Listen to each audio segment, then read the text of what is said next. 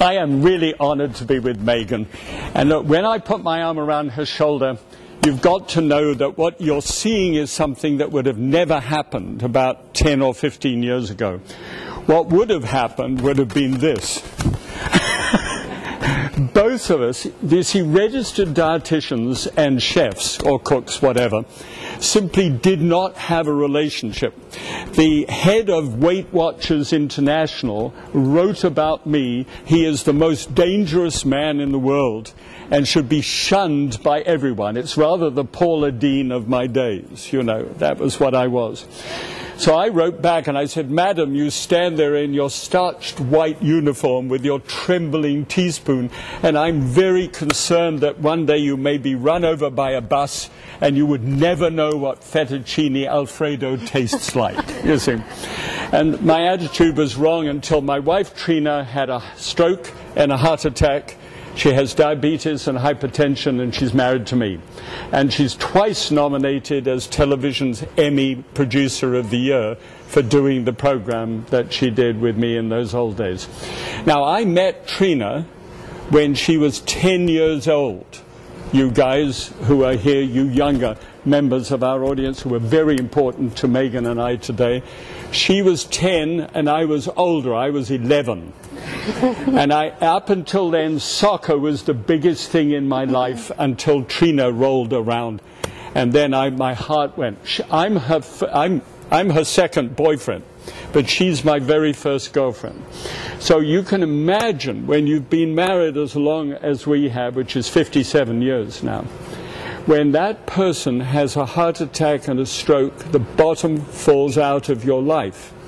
And you wonder, what can I do for the person that I love? Mm-hmm. And the best thing that I could think of doing was I was staggering around with all of this knowledge about great food and wine, so I can wring out of that all of the tastes and aromas and colors and textures that people love so much, and I can reinvent food for her so that it delights her but doesn't do her harm. Mm-hmm. And so today I'm walking around, and I showed Megan earlier on, this is my charts that I keep. I've kept them now for 14 years. Every single day I measure what I do for her. I write it down as a food diary. I'm not suggesting you do this, but I've written it down: blood pressures, blood sugars, the amount of steps a day, the amount of fruit and vegetables that we have per day. I know what it takes to help a person who is sick to become well again. And she's now 18 years older than her oldest surviving parent, and she has a 6, don't worry about numbers, but she's doing really well, isn't she? Mm-hmm. She's doing fabulously. From the numbers anyway. So every now and again I give myself a hug on the basis of that I love somebody and I've done the best I can for them. You love your kids today and your families, and we're going to try and do the best we can for you with what we know. Now, what Megan knows is great science, and what I know is great food. But both of us are going to move into each other's turf to prove something to you. We are now colleagues in the modern thinking. Chefs and registered dietitians are now collaborating to come and bring something fantastic to our world today. You see this? Johnson & Wales University is the largest trainer of chefs in the world. Every year 4,700 chefs graduate from Johnson & Wales University. It's in many different campuses, including Singapore now. Wow. And I have an honorary doctorate in culinary nutrition, and my students there call me Dr. Coolnut, C-U-L and N-U-T. And I just love having been the Galloping Gourmet, and I'm now Dr. Coolnut. So here I am. So we today are going to do something for you to show you a couple of ideas. Now here's something I just want to underline, and then we'll get on with it straight away. Fast food has got a really bad reputation, but we are not here to complain about anything that anybody does by which they earn a living. We ought not to be critics, we ought to be contributors. This is not about condemning anybody. Call this food Swift food, if you like, just to make it a little bit different. It's creative, it tastes wonderful, and it does much less harm. Okay? So that's what we want to be able to show you. Yeah, so and we can split it into two parts. So Graham's going to do some really tasty breakfast, a breakfast idea. I'll do some snacks in a little bit, and then I'll do another little smoothie idea for all of you guys. And he's coming from the kind of culinary food side, and my role is as a registered dietitian is really looking at the science behind nutrition and how that impacts health. And we know that food matters. So food matters to our bodies, short-term and long-term. And at Swedish Edmonds, we're focused not just on helping people when they're sick, but on keeping people well and healthy. So that's really the aim of this talk, and then we've got 3 more talks in the next 3 months that will give you some more ideas at. So hopefully you'll learn maybe something tonight, and maybe we'll learn something from you. And without further ado, I think we have a video that we're going to show. Shall I introduce that? Sure, yeah. Okay.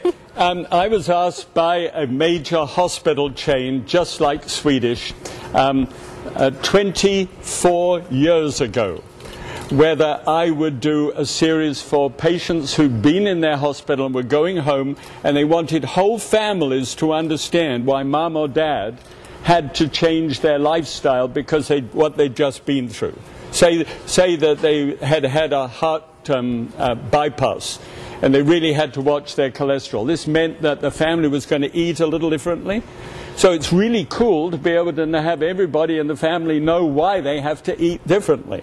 So I had to come up with some pretty odd kind of things in order to try and explain. So this will show you how odd it can be.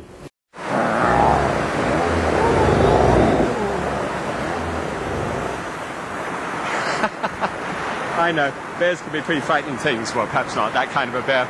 But actually, I'm several thousand feet up at the present moment in the mountains, and wanting to make a point about this. You see, bears have got a good thick outer covering.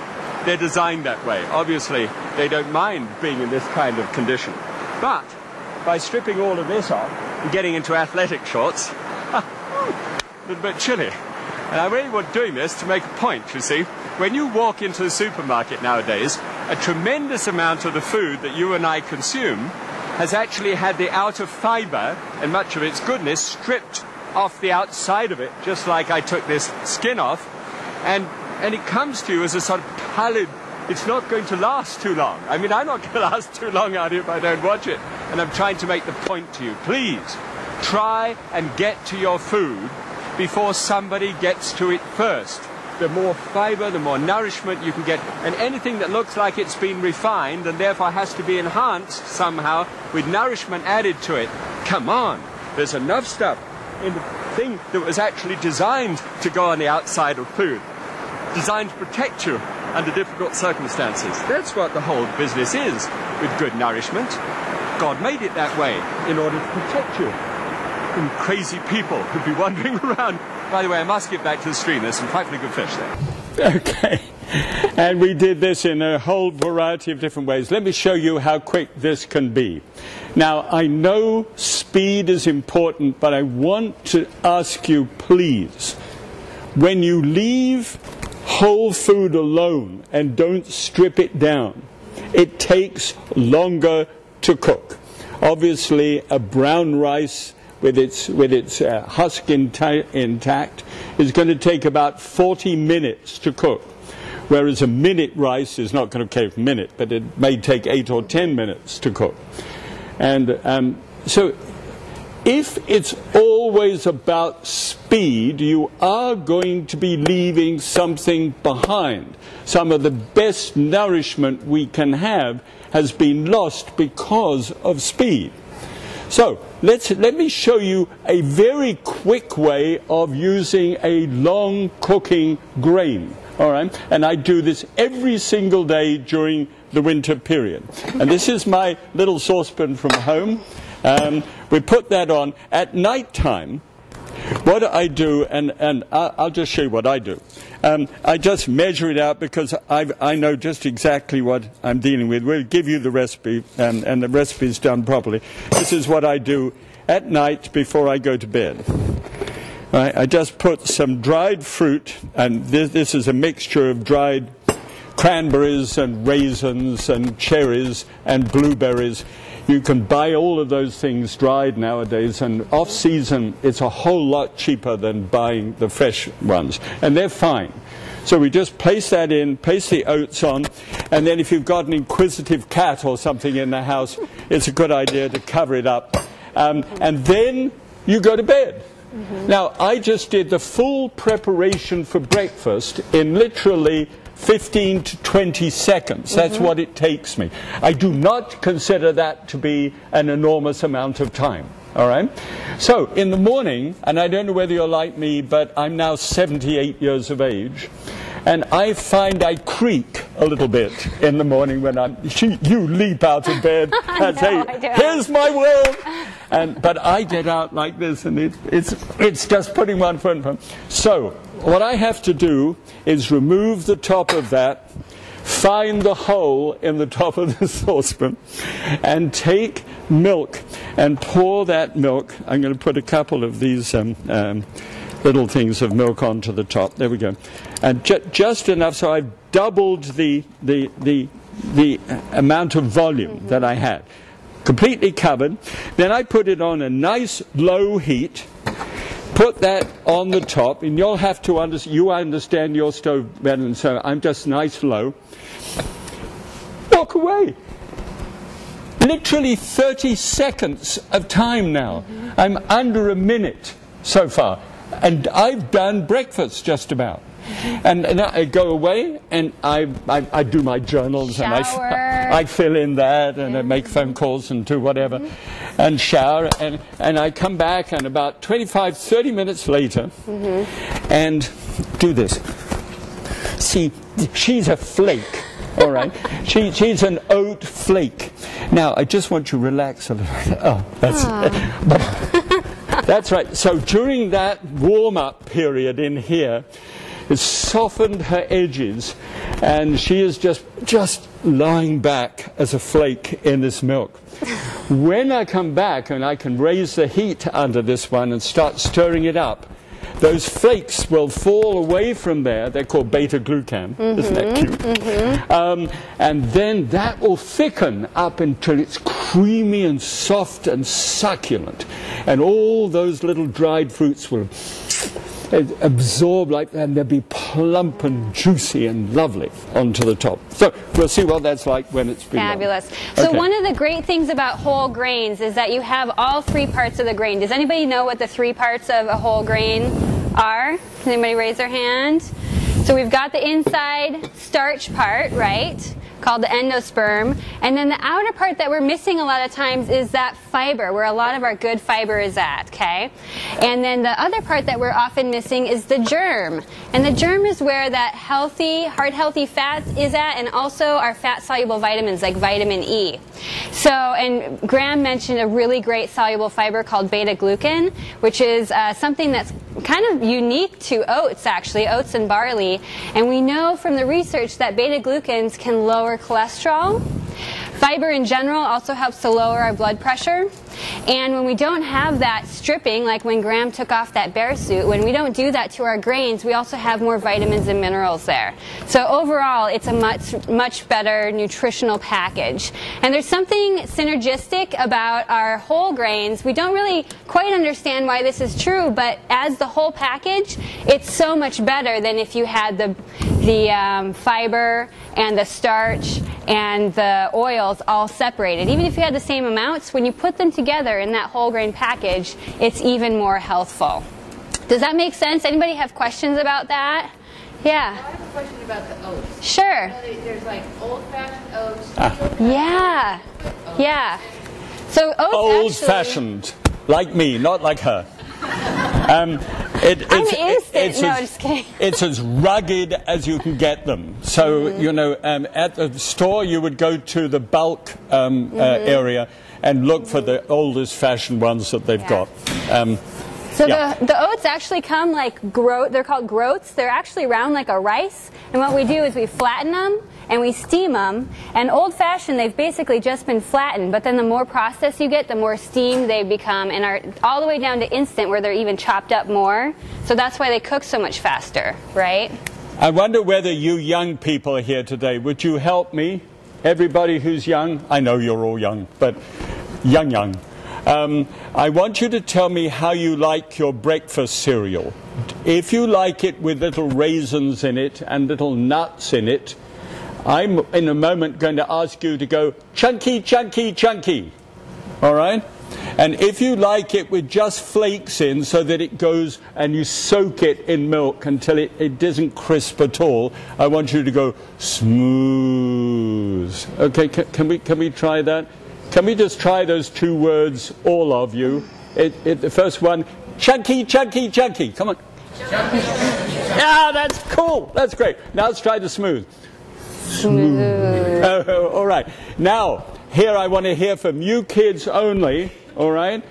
Those who like it chunky, chunky, chunky. You know, pieces of nuts and flakes and nice and crisp and crunchy. All right? Let's hear it.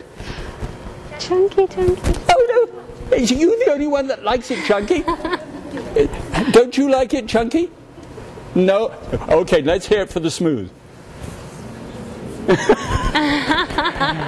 I had this tremendous thing that they were going to be really exotic kids. I go smooth, you know. Like. Anyway, there are two kinds of people: texture and then smooth people. And the smooth people are fine, and the chunky people are fine. It's just that we're a little different. And as you get older, you'll be able to have both and enjoy it. But this is going to be a little bit chewy and smooth at the same time. So it's a combination. And I love that Graham mentioned the nuts, because it'd be really great to add a little bit more protein to this breakfast. Yeah. So we don't have any nuts here this morning because we're in a nut-free zone, but any kind of nut is really heart healthy. It's got the mono and polyunsaturated fat, so it's great for cholesterol. It's a good source of protein, and look at that. It looks fabulous. Oh, now you see, this is how I like it. I'm a Scot, which means that I like my porridge so it puts hairs on your chest. Maybe you don't want hairs on your chest, and I understand that, but this is what we men have. And then I take a little brown sugar, just a little bit, and scatter that on the top. And I probably would put half a banana between my wife and I underneath it, buried underneath there. I think we're moving on to antioxidants and free radicals. Has anybody heard about these antioxidants before? Yeah, they're good things. So. Okay, very quick. A free radical is simply unable to be avoided. It's not something you pick up from a food, or you can just breathe in and there are free radicals. You are not going to do away with it. So we'll call those for the moment the bad guys who are always there. Wouldn't it be nice if we could have a world without anything that was wrong? Just, maybe we will at some time in the future, but right now it's not going to happen. So, how do you protect yourself from the bad guys? This is really cool, because we have, and this is a number that is going to amaze you, we have 600,000 billion cells in each of our bodies. 600,000 billion. That's 100,000 billion more than anybody else in the face of the earth if you counted people as cells. And every 50 million of cells are remaking themselves right now. The old ones are dying out and being replaced by new ones. Every second, 50 million cells being remade. How do they get remade? Because right in the middle of the cell there's a thing called a DNA. And it spits out, put some mud, top right hand side.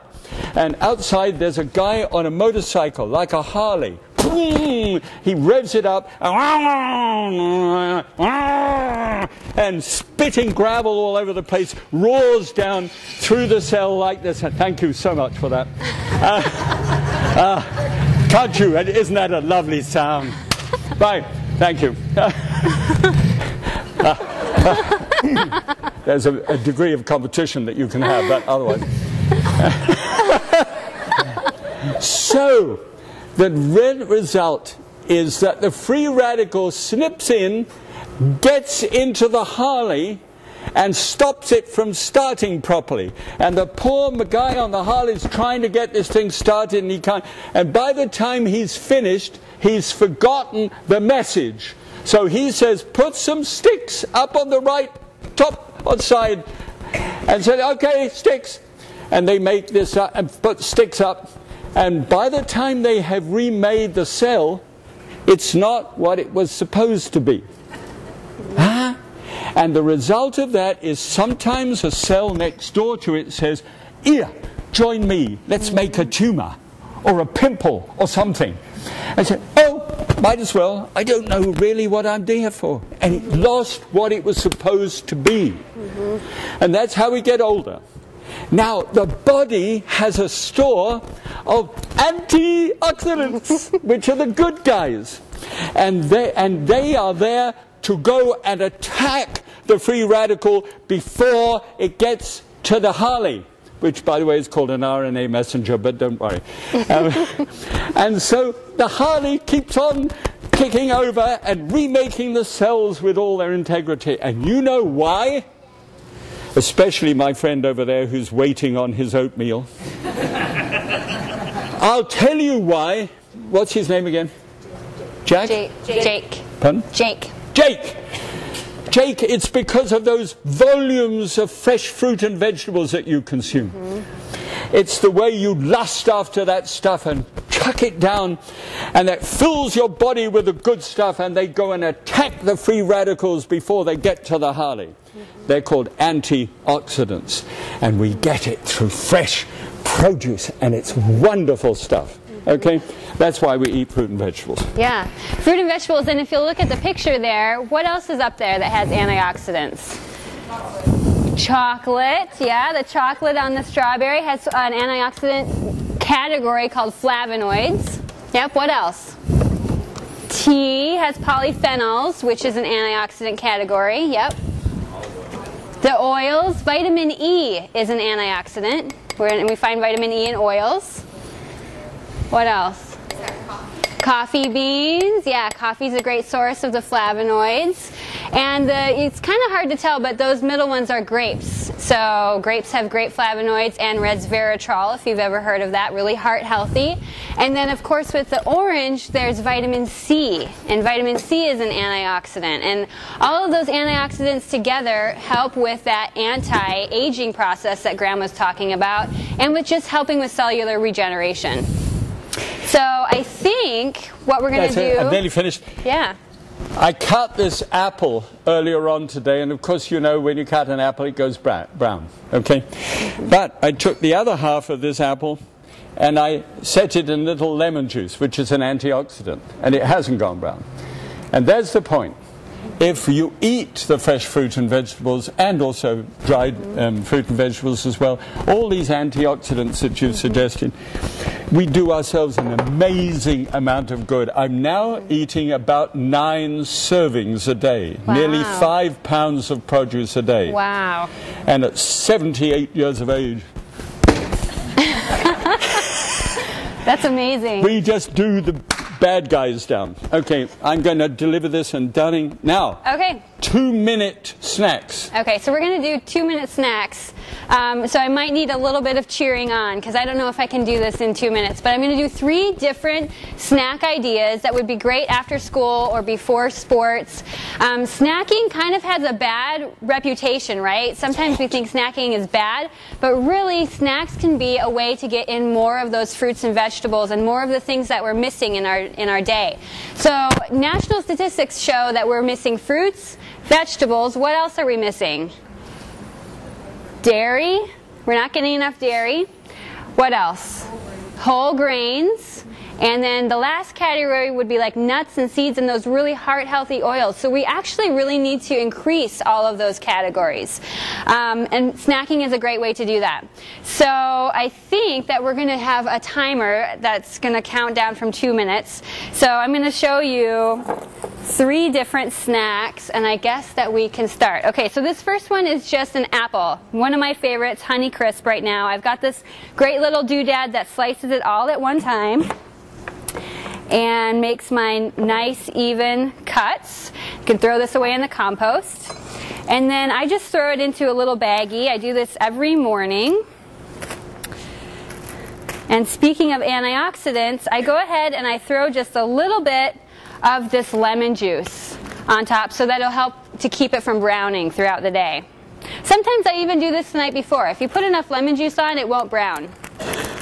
And then I just kind of toss it around, get that lemon juice all around on those slices. And then I like to spice up my apple slices a little bit. So more antioxidants and vitamins and minerals from some cinnamon. And I just kind of do it to taste, but again, just throw that around in there. And then, does anybody know what this is?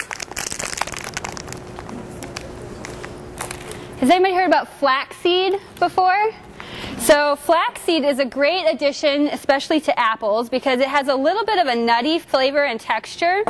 And flaxseed has omega-3s in it. Does anybody know what omega-3s do for us? What is it good for? Heart health, brain health, bones and joints actually too. So really great cardiovascularly, and I just go ahead and toss that all in there together. Now what you want to do to get the omega-3s out of your flaxseed is you want to grind it. So here the flax is whole, and that's a great source of fiber. It'll go through you. It'll help with, you know, keeping things moving. But if you grind it, then you get at the omega-3s inside, okay? We don't have the enzymes to break this seed down, so you got to process it a little bit. So I throw mine 10 seconds. I used to use a coffee grinder and now I use a food processor, and there's that. I have it with protein, so either nuts or cheese, okay? All right. Well done. 2 minutes. Okay, so the next one we're going to do is a little wrap. Has anybody seen these before? A lavash bread. It's a flat bread, but you could use a tortilla. Tortillas are great, okay? This is a whole grain. I got it from Trader Joe's. And what about hummus? Does anybody like hummus here? Yeah, hummus is a great source of protein and healthy oil. So I'm just going to spread a little bit of hummus on my lavash bread. This is a nice garlicky one, so you might smell it all the way where you're sitting. Just a nice even layer there. And then I'm going to use something really, really quick. So this is broccoli slaw. It's already all cut up. It's actually using the stalks of the broccoli. And there's a little bit of carrot in there too. So you could use this, or you could do like some salad in here. And then I had some leftover black olives from my omelet this morning. So I'm just going to throw a few of those in there. And then I think I'll put some pepper in there too. So pepper is a great source of vitamin C. The more ripe your pepper, the higher the vitamin C. So your green pepper has a little bit less than your yellow, than your orange, than your red. So really red is the most ripe and has the most vitamin C. So it's the highest in the antioxidants. And I'm just going to do a few slices. And then we'll go ahead and just wrap this all up. This could be, oh, I lost an olive. This could be either a lunch, or if you cut it in half, it's a perfect snack size. 30. Now what I love about this is you've got the carbs from your lavash, and then you've got protein with the hummus, right? So anytime you have a little snack, ideally you'd have that combination of a little bit of carbohydrate, which gives you your quick energy, and then some protein and fat, which makes it last a little bit longer, okay? And there's all kinds of variations you could do this with, like cream cheese and berries, for example. Anybody think of another idea you could use in the lavash? Yeah. Peanut butter. You could do like a nut butter and some berries or bananas and apple slices on a nut butter and roll it up and do like a real fruit roll up. That would be great. Okay, yay. So I'm doing okay so far. This one's going to take the longest though, so we'll see. Okay, so I've got some cream cheese here, and it's a lower fat cream cheese. And I'm going to just go ahead and make it a little bit blue by adding some fresh blueberries, okay? And fresh blueberries have some great antioxidants called anthocyanins that give it that nice blue color. And then I'm just going to mash this up. So instead of going to the store and buying a, pre-made package of fruited cream cheese that has a bunch of sugar and colors in it, just do real fruit and just make it a real fruit cream cheese. And this is not working all that well. It might be a little bit better to use a food processor than a fork so that you get more of that color out of there. Does anybody think of another blue or purple color that you could use instead of blueberries? Blackberries would be great. Yep. Okay. You could even add a little juice if you wanted a little bit more blue color. But you've got fruit and your protein with your dairy there. What else does dairy have that's really good for us? Calcium, yeah, it's really great for bones. It also has vitamin D, which is something that we tend to be deficient of in the Northwest. And it's a good source of potassium. So, and then I've got some whole grain fish crackers. So my fish crackers are going to go swimming in my blueberry sea, okay? Do you get the connection? So I'm just going to put a few of those on top. And the great thing about these nowadays is there is the whole grain option. So you got to look for that word though. You want to look for the word whole, and whole should be the first thing on the ingredient list. And then as my little fishing poles to fish for my fish, I'm going to use some fresh veggies. Whatever you like, carrots or celery, radishes, and that would be a great after school snack. So.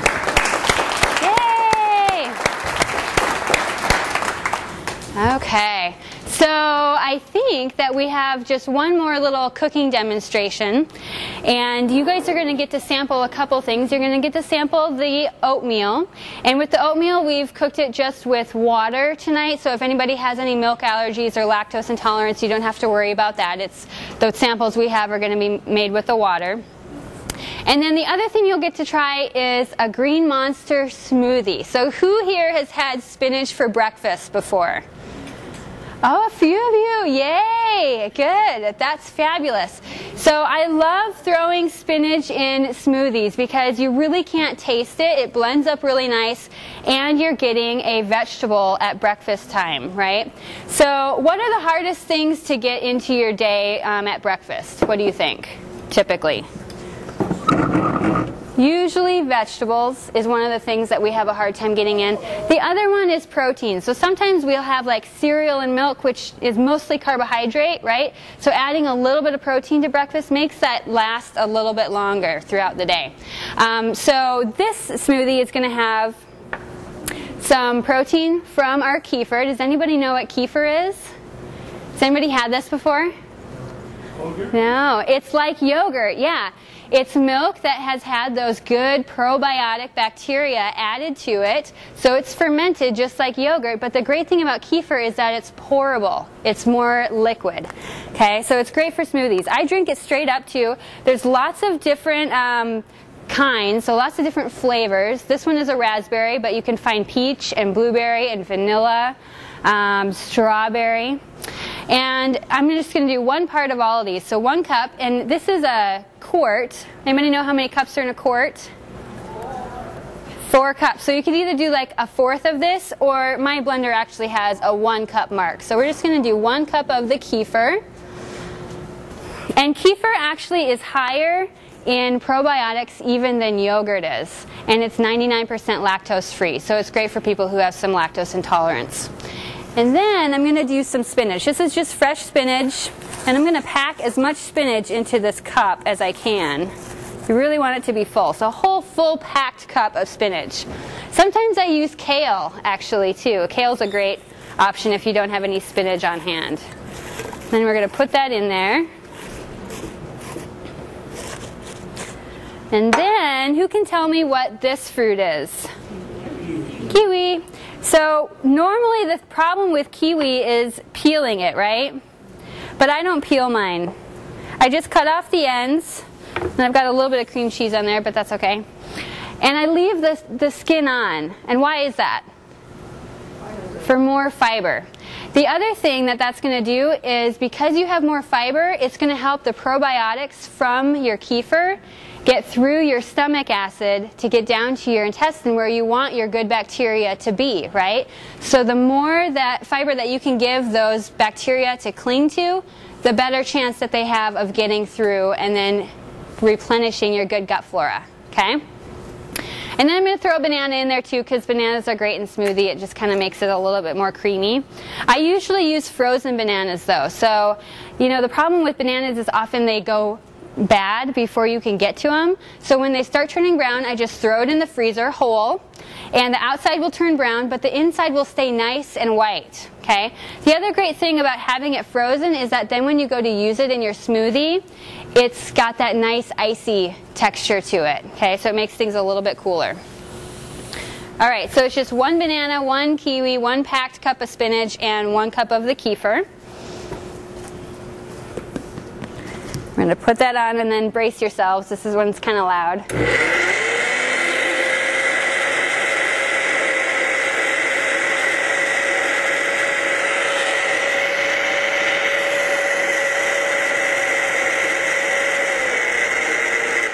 Okay, I'm going to have to push this down a little bit.